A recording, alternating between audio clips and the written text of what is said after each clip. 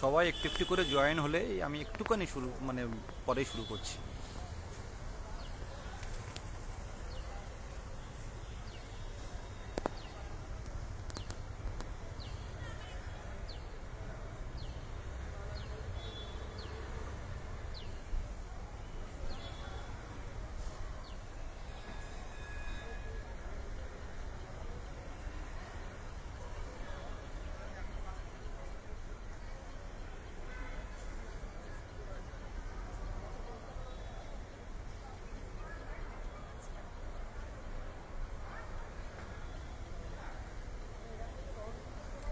একটু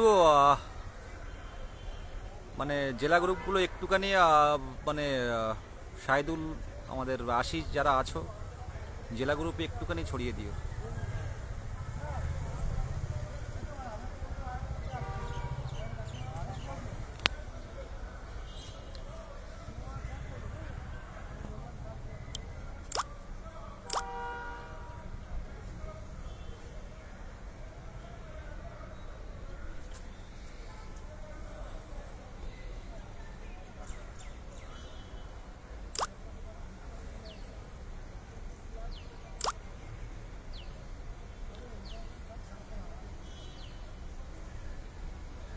এই 100 জন হলেই শুরু করে দেবো।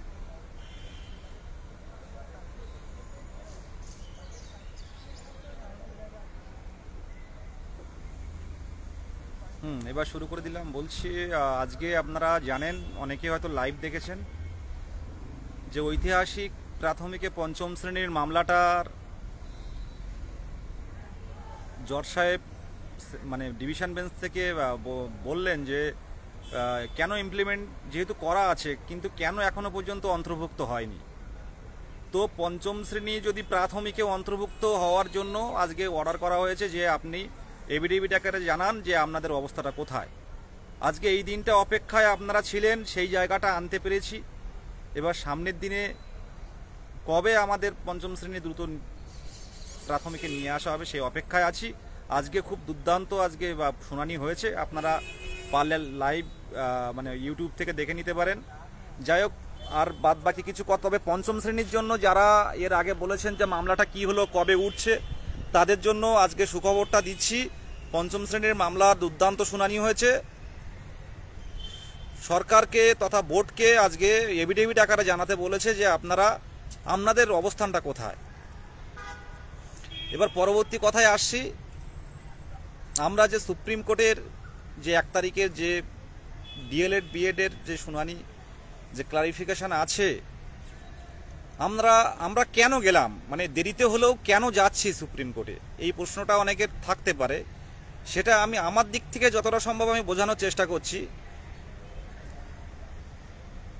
এখান থেকে প্রায় 10-12 দিন আগে এখনো পর্যন্ত 2014 সালে নট ইনক্লুডেড যারা ছিল, যেসব দাদারা ছিল এখনো পর্যন্ত চাকরি পায়নি, ওনারা আমার সাথে যোগাযোগ করেছিলেন। আমাদের ঐক্যমঞ্চের মোহিত রহমান সবার সাথে যোগাযোগ করেছিলেন যে ইন সার্ভিসদের যাতে আউট করে দেয়া হয়।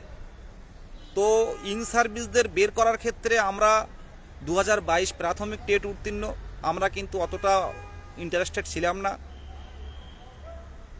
আমরা চেয়েছিলাম ইন সার্ভিস থাক না থাক সেটা আমাদের দেখার বিষয় না, আমরা 22-এর কোনো আঘাত আসছে কিনা সেটা আমরা দেখব।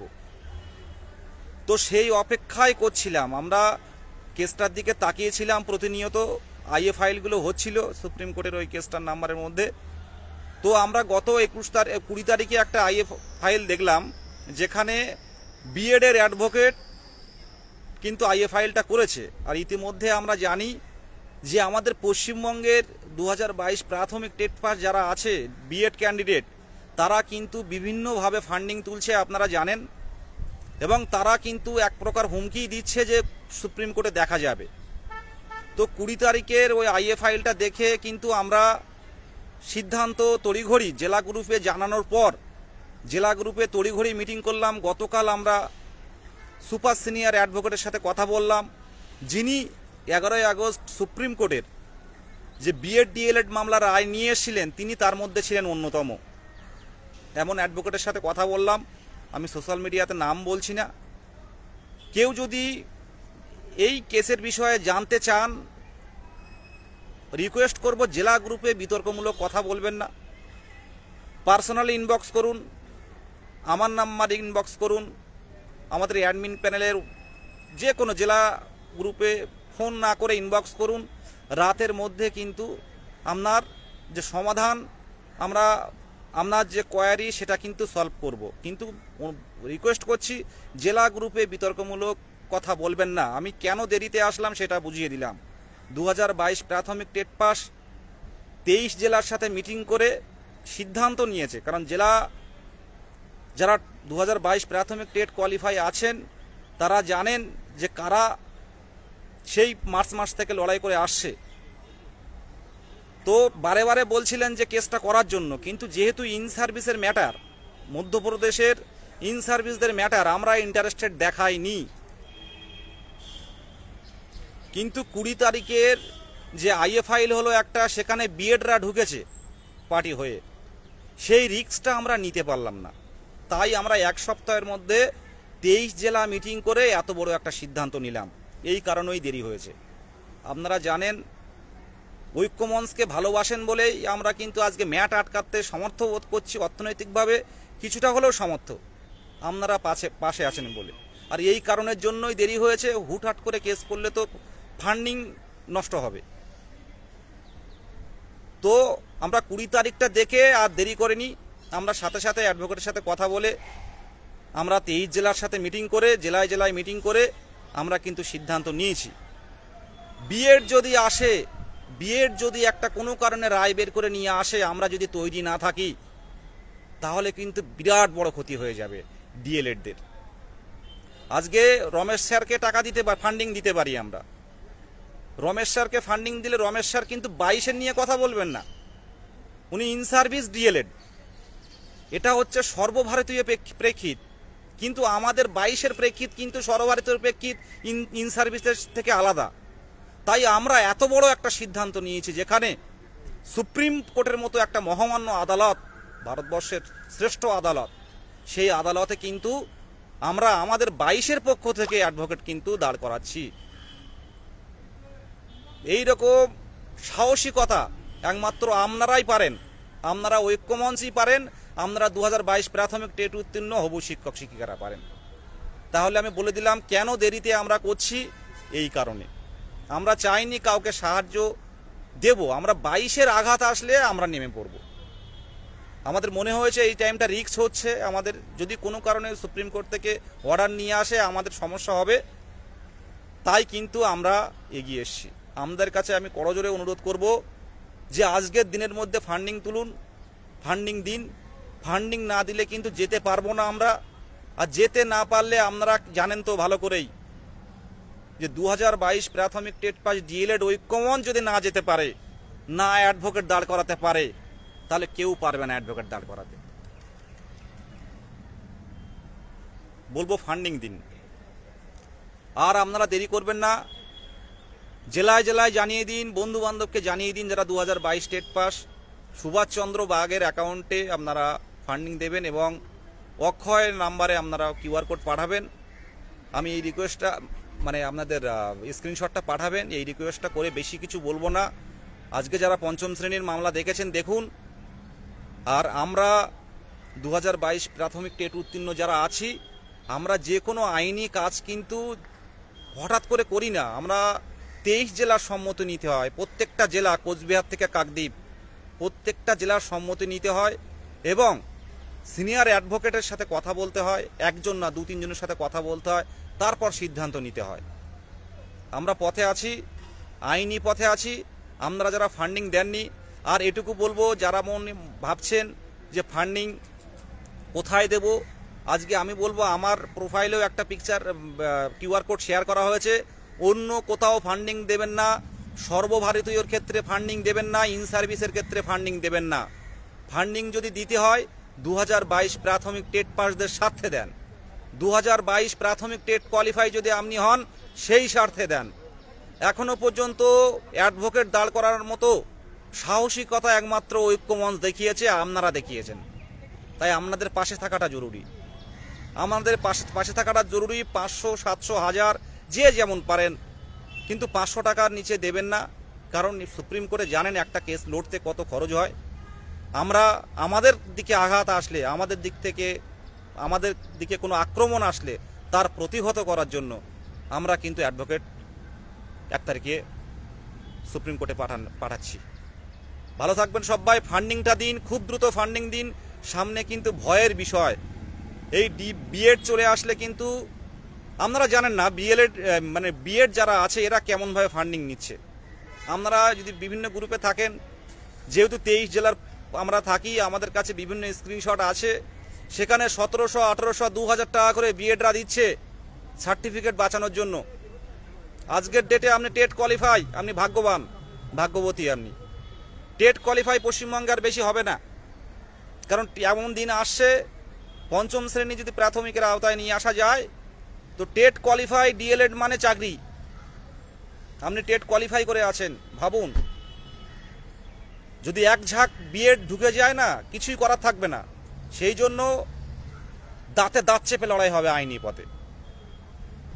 যাদের বুকে বেকারত্বের আগুন জ্বলছে, আজকে ফান্ডিং করুন। আজকে দেখুন কোর্টে একা এসছি, আপনাদের স্বার্থে এসছি, আমার স্বার্থে এসছি। দিনের শেষে কিন্তু চাকরিটা দরকার, দিনের শেষে আপনারও চাকরি দরকার, আমারও চাকরি দরকার। কিন্তু বিএড যদি ঢুকে যায়, প্রাথমিকে কিন্তু অস্তিত্ব পাবো না যারা আমরা ডিএলএড আছি। আমাদের লক্ষ্য, যে লক্ষ্য কেউ নিতে পারেনি, 2022-এর স্বার্থে প্রথম অ্যাডভোকেট দাঁড়াবে সুপ্রিম কোর্টে। কোনো গ্রুপ কিন্তু করতে পারেনি।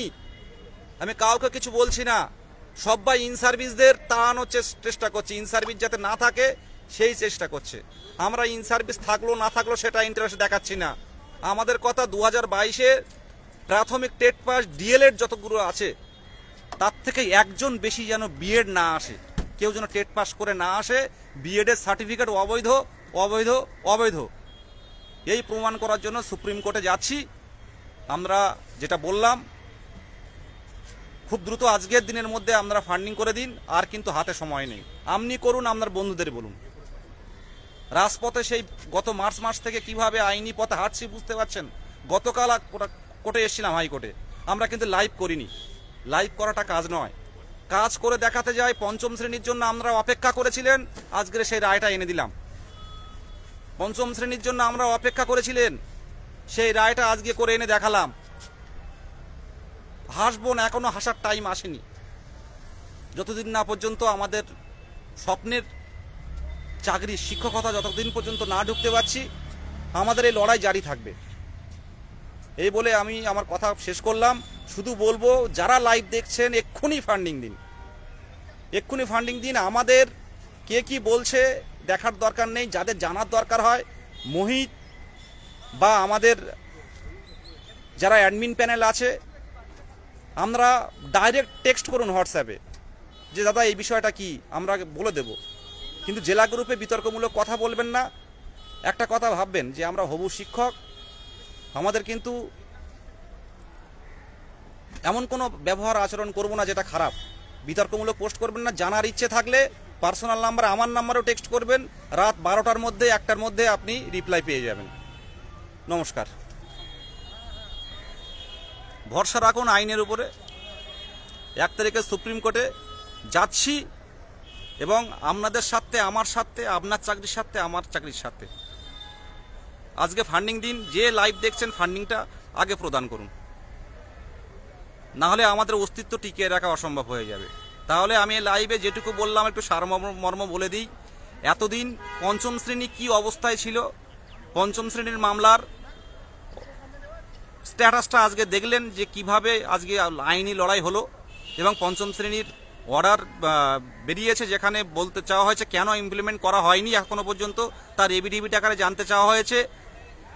2 নম্বরে সুপ্রিম কোর্টে এই প্রথম 2022 প্রাথমিক টেট পাস হবু শিক্ষক শিক্ষিকারা, তাদের পক্ষ থেকে অ্যাডভোকেট দাঁড় করানো হচ্ছে। যারা মিটিংয়ে ছিলেন গতদিন 2 ঘন্টা ধরে অ্যাডমিন প্যানেলে মিটিং হয়েছে। মিটিং থেকে সিদ্ধান্ত হয়েছে হাইকোর্টে 22-এর পক্ষ থেকে, শুধুমাত্র 22-এর পক্ষ থেকে, আমরা ইন সার্ভিস বলছি না, মধ্যপ্রদেশের কোনো মামলা বলছি না, আমরা 22-এর সর্বভারতীয় প্রেক্ষিত বলছি না। আমাদের শুধুমাত্র 22-এ যাতে বিএড ক্যান্ডিডেট যাতে সার্টিফিকেট বাতিল হয় বা সার্টিফিকেট যে ভুল সেই প্রমাণ হয়, তার জন্য আমরা সুপ্রিম কোর্টে যাচ্ছি। আপনারা ফান্ডিং দিয়ে সাহায্য করুন। বিএডরা যেভাবে 1500, 1600, 1700 যেভাবে ফান্ডিং দিচ্ছে তাদের মানে সার্টিফিকেট বাঁচানোর জন্য, এইরকম ফান্ডিং দিয়ে পাশে থাকুন। নমস্কার।